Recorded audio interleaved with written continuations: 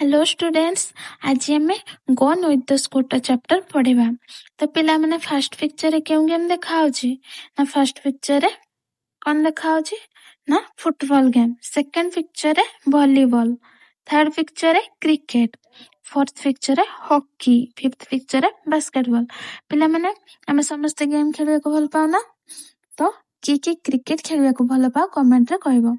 तो suppose you are playing cricket, when you strike the ball where does it go? Suppose ମାନେ ଧର ବା ମନେ କର, ଧର ତୁମେ କ୍ରିକେଟ ଖେଳୁଛ, ତୁମେ ବଲ୍ କୁ ମାରିଲେ ସେ କେଉଁଠିକୁ ଯାଏ? How will you find if it is lost? Search in the neighborhood. ଯଦି ବଲ୍ ଟି ହଜିଯାଏ ତେବେ ତୁମେ କିପରି ଖୋଜିବ? ନା ପଡୋଶୀ ଅଞ୍ଚଳରେ ଖୋଜିବ କି? Let's read a funny story about a game and see what the players do when their ball is lost. Funny story ମାନେ ମଜାଦାର କାହାଣୀ। ତ ଚାଲ ଖେଳ ସମ୍ବନ୍ଧରେ ଗୋଟେ ମଜାଦାର କାହାଣୀ ପଢିବା ଏବଂ ବଲ୍ ହଜିଗଲା ପରେ ଖେଳାଳି ମାନେ କଣ କରନ୍ତି ତାହା ଦେଖିବା। ତ it was summer afternoon. Gopi was sitting in the veranda reading a book. It was summer afternoon. Summer afternoon ମାନେ ଖରା ଦିନର ଦିନ ବେଳା। ଏହା ଗ୍ରୀଷ୍ମ ଋତୁର ଦିନ ବେଳା ଥିଲା।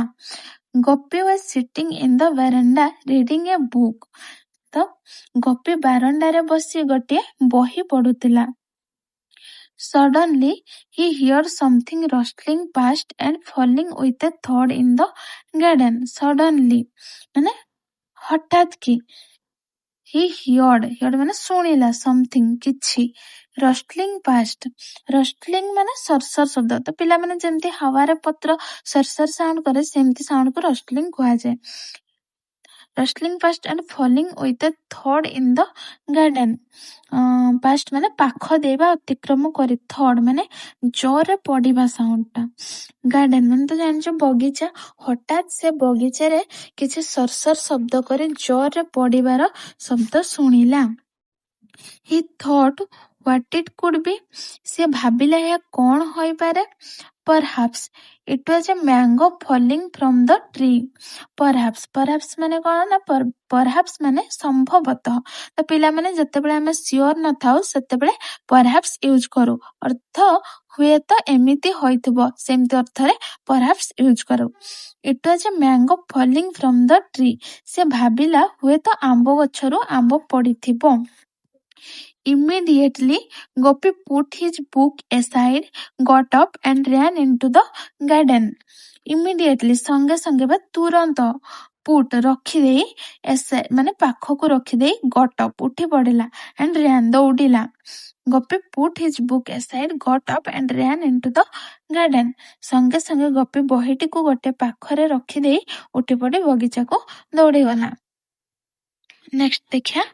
He searched in between the thick grass near the garden fence. He searched, ସେ ଖୋଜିଲା, in between ମଧ୍ୟରେ, କାହା ମଧ୍ୟରେ ନା thick grass, ସେ ଘନ ଘାସ ବା ଘଞ୍ଚ ଘାସ ମଧ୍ୟରେ ଖୋଜିଲା। ଆଉ ଯୋଉ ଗାର୍ଡେନ ଫେନ୍ସ ମାନେ କଣ? ଗାର୍ଡେନ ଫେନ୍ସ ହଉଛି ବଗିଚାର ବାଡ ବା ଘେରା। ପିଲାମାନେ ଗାର୍ଡେନ ଚାରି ପାଖରେ ଯୋଉ କାଠ, ଜାଲି ବା ଲୁହା ବା ତାରର ବାଡ ଥାଏ ତାକୁ ଫେନ୍ସ ବୋଲି କୁହାଯାଏ। ତ ସେ ବଗିଚା ବାଡ ପାଖରେ ଥିବା ଘନ ବା ବଡ ବଡ ଘାସ ମଧ୍ୟରେ ଖୋଜିଲା। But he found nothing. କିନ୍ତୁ ସେ କିଛି ପାଇଲା ନାହିଁ। He looked among the bushes. ତ ପିଲାମାନେ bushes ମାନେ କଣ? bushes ମାନେ ଝାଡି ବା ଛୋଟ ଛୋଟ ଗଛ ବା ବୁଦା ଗୁଡିକୁ bushes ବୋଲି କୁହାଯାଏ। among ମାନେ ମଧ୍ୟରେ, he looked among the bushes। ତ ପରେ ସେ ଝାଡି ଭିତରେ ବି ଦେଖିଲା। nothing was there again। ତ ସେଠାରେ ମଧ୍ୟ କିଛି ନଥିଲା। then his eyes fell on a heap of dry leaves। then his eyes fell on a heap of dry leaves। ତ ପିଲାମାନେ dry leaves କଣ? dry leaves ମାନେ ଶୁଖିଲା ପତ୍ର। fell on a heap। heap ମାନେ କଣ? heap ମାନେ ବହୁତ ଜିନିଷ ଏକାଠି ହୋଇ ରହିଲେ ତାକୁ ଆମେ heap ବୋଲି କହୁ। ଯେମିତି ବହୁତ ସାରା ପତ୍ର ଏକାଠି ହୋଇ ରହିଥିଲେ ତାକୁ ଆମେ ପତ୍ର ଗଦା କହୁ। ସେଇ ଗଦା ମାନେ ବହୁତ ଜିନିଷ ଏକାଠି ହୋଇଥିଲେ ତାକୁ heap ବୋଲି କୁହାଯାଏ। There was a white ball on the heap। ତ ସେହି ପତ୍ର ଗଦା ଉପରେ ଗୋଟେ ଧଳା ବଲ୍ ଥିଲା। There was a white ball on the hip. Gopi reached out and took the ball in his hands. Gopi reached out and took the ball in his hands. ତ ଗୋପୀ ହାତ ବଢାଇ ବଲଟିକୁ ଉଠାଇଲା. ଇଟ୍ ୱାଜ ଏ ହକି ବଲ୍. ତ ସେଇଟା ଗୋଟେ hockey ball ଥିଲା. Next ଦେଖିବା paragraph 4. Gopi thought wondered. Which ball could this be? Gopi thought wondered. ତ thought ମାନେ ତ ଜାଣିଛ ଭାବିବା, ୱାଣ୍ଡର୍ଡ ମାନେ ଯୋଉଟା ଆଶ୍ଚର୍ଯ୍ୟ ହେଇକି ଭାବିଲା ବା ଚିନ୍ତା କଲା, ମାନେ ମନେ ମନେ ଭାବିଲା. ହୁଇଚ୍ ବଲ୍ କୁଡ୍ ଦିସ୍ ବି? ତ ଗୋପୀ ଥଟ୍ ୱାଣ୍ଡର୍ଡ. ତ ପିଲାମାନେ ଯେତେବେଳେ ଆମେ ନୂଆ ଜିନିଷ ଦେଖୁ ଏହା କଣ ବୋଲି ଭାବୁ, ତ ତାକୁ ୱାଣ୍ଡର୍ଡ ବୋଲି କୁହାଯାଏ. ତ ଗୋପୀ ଭାବିଲା ଏହା କାହାର ବଲ୍ ହୋଇପାରେ. He looked around and looked outside the gate but could see no one. ତ ସେ ଚାରି ପାଖରେ ଏବଂ ଗେଟ୍ ବାହାରେ ମଧ୍ୟ ଦେଖିଲା, କିନ୍ତୁ କାହାକୁ ମଧ୍ୟ ଦେଖିପାରିଲା ନାହିଁ. ତ just then he heard his mother calling. ତ heard ମାନେ ଶୁଣିଲା. ଠିକ ସେତେବେଳେ ସେ ତାଙ୍କ ମାଙ୍କର ଡାକ ଶୁଣିଲା. କିଏ ଶୁଣିଲା ନା ଗୋପୀ. ତ ଗୋପୀ, what are you doing out in the garden? It's very hot. Come inside. ତ ମା କହିଲେ ବହୁତ ଗରମ ବା ଖରା ହେଉଛି, ଭିତରକୁ ଆସ. Paragraph 5. Gopi went inside and drank a glass of water. Drank a glass of water. Drank ମାନେ ପିଇଲା. ଗୋପୀ ଭିତରକୁ ଗଲା ଏବଂ ଗୋଟେ ଗ୍ଲାସ ପାଣି ପିଇଲା. He lay down on the mat and said to himself, I can't keep this ball for myself. I will ask others. He lay down on the mat. Lay down ମାନେ ଶୋଇ ପଡ଼ିଲା, ଗଡ଼ି ପଡ଼ିଲା. ମ୍ୟାଟ୍ ମାନେ ଚଟାଇ. ସେ ଚଟାଇ ଉପରେ ଶୋଇ ପଡ଼ି ନିଜକୁ କହିଲା, ମୁଁ ଏହି ବଲଟିକୁ ନିଜ ପାଖରେ ରଖିପାରିବି ନାହିଁ. ତ ଏଥିରୁ ଆମେ କଣ ଶିଖିଲା ନା, ଏଥିରୁ ଆମେ ଜାଣିଛୁ ଯେ ଗୋପୀ ଗୋଟେ ନିହାତି ଭଲ ପିଲା ଥିଲା. In the evening, Gopi went to the nearby playground where all his friends regularly gathered to play hockey every day. In the evening, ସନ୍ଧ୍ୟା ବେଳେ. nearby ମାନେ କଣ? nearby ମାନେ ପାଖର. gathered ମାନେ ଏକାଠି ହେବା. Gopi went to the nearby playground where all his friends regularly gathered to play hockey every day. ସନ୍ଧ୍ୟାବେଳେ ଗୋପୀ ପାଖର ଖେଳ ପଡ଼ିଆକୁ ଗଲା, ଯେଉଁଠାରେ ତାଙ୍କ ସାଙ୍ଗମାନେ ପ୍ରତିଦିନ ହକି ଖେଳିବା ପାଇଁ ଏକାଠି ହୁଅନ୍ତି. 7. Friends, this afternoon I found a ball. Did any of you lose your ball recently?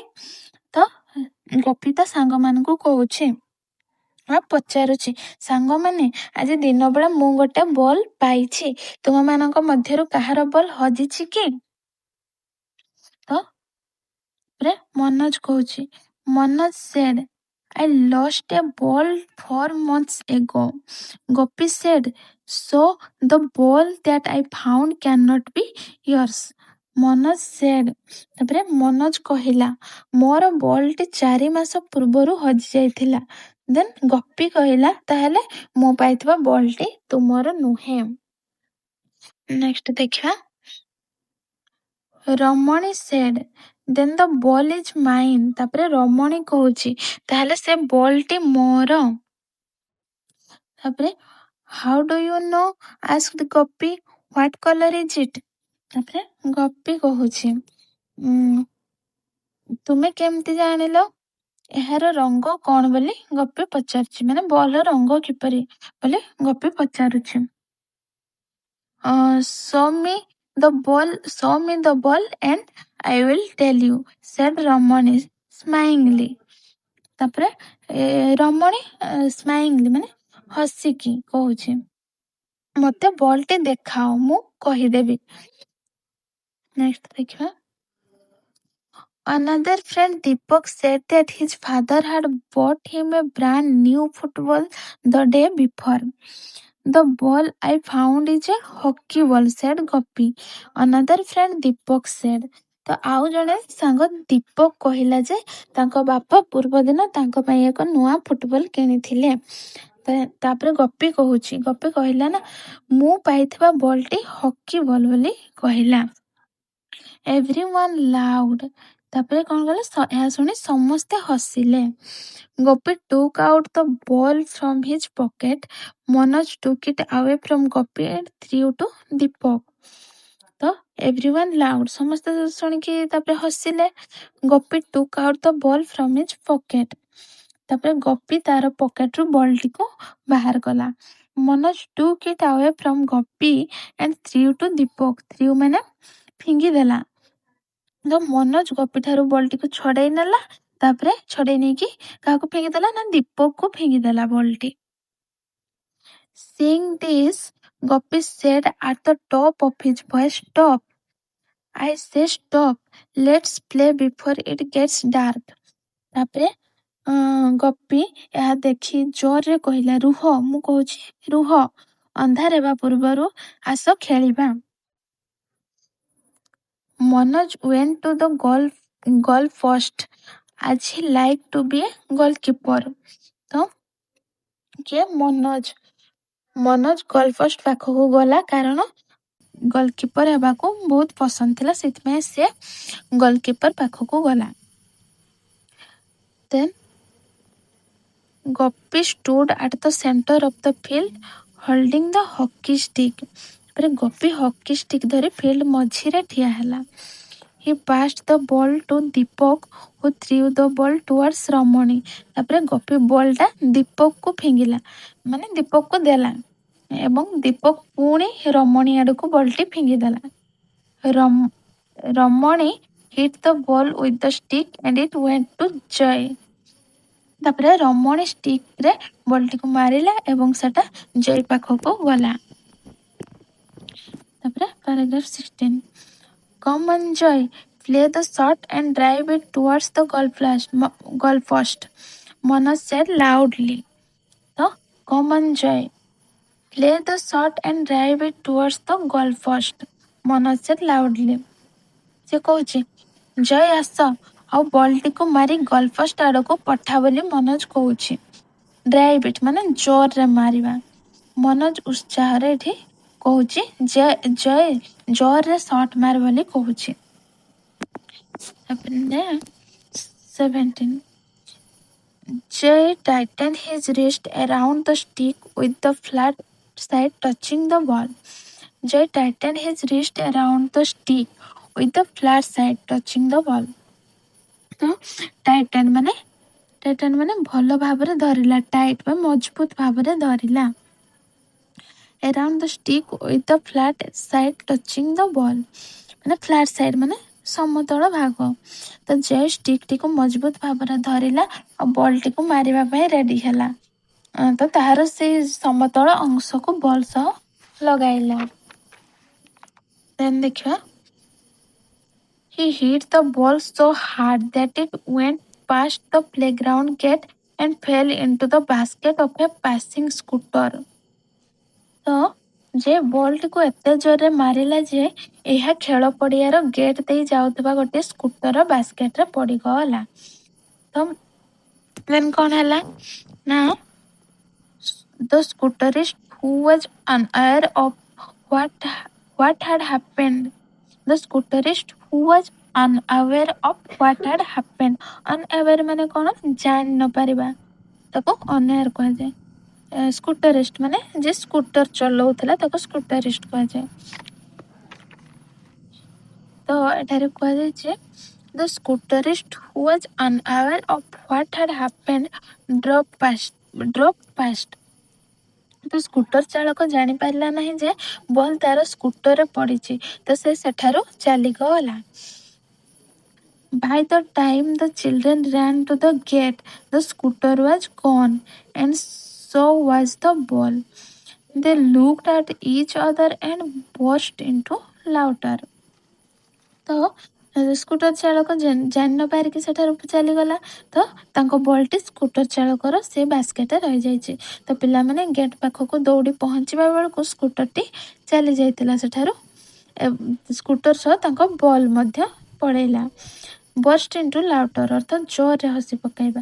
ତ ଏସବୁ ଦେଖି ସମସ୍ତେ ପରସ୍ପରକୁ ଦେଖି ହସି ପକାଇଲା। ତାହେଲେ ପିଲାମାନେ ଆଜି ଆମେ gun with the scooter chapter ବହୁତ ସୁନ୍ଦର ଭାବରେ ବୁଝିଲୁ। ଆଶା କରୁଛି ଆପଣମାନେ ଚାପ୍ଟରଟି ଭଲ ଭାବେ ବୁଝିପାରିଥିବେ। ଭିଡ଼ିଓଟି ଭଲ ଲାଗିଥିଲେ ଲାଇକ୍ ସେୟାର ଆଉ ସବସ୍କ୍ରାଇବ୍ କରନ୍ତୁ। Thank you.